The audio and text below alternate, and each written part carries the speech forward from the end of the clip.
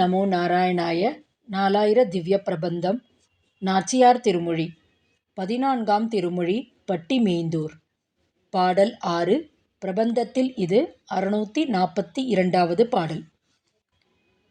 தருமமறியா குறும்பனை தன்கை சார்ங்க மதுவே போல் புருவவட்டமழகிய பொருத்தமிலியை கண்டீரே.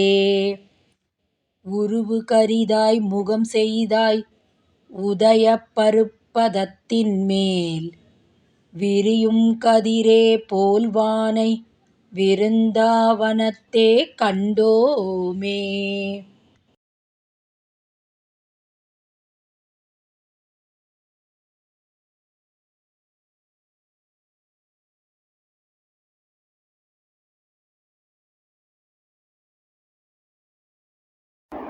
நாச்சியார் திருமொழி.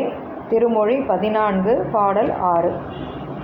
இரக்கம் என்பது அறியாதவனாய் குறும்புகளையே செய்பவனாய் தனது திருக்கையில் உள்ள சார்ங்க வில்லை போன்ற திருப்புருவ வட்டங்களாலே அழகு பெற்றவனாய் அவ்வழகை அன்பர்கட்கு அனுபவிக்க கொடுத்து பொருந்தி வாழ பெறாதவனான பெருமானை கண்டீரோ.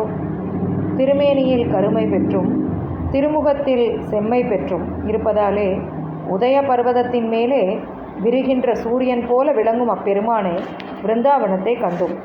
ஸ்ரீ ஆண்டாள் திருவடிகளே சரணம். Did anyone see the beautiful divine Sri Krishnan, who doesn't know what sympathy is, and the one who always does mischief, and the one who has eyebrows shaped like the saranga bow in his divine hands, and the one who attains beauty because of that, but the one who doesn't allow his devotees to enjoy that beauty. With his divine body that is black in color and his divine face that is red in color and beautiful, he looks like the rising and expanding sun over the Udaya mountain. And we saw that divine Sri Kannan at Brindavanam. Sri Andal Tiruvadigalai Charanam.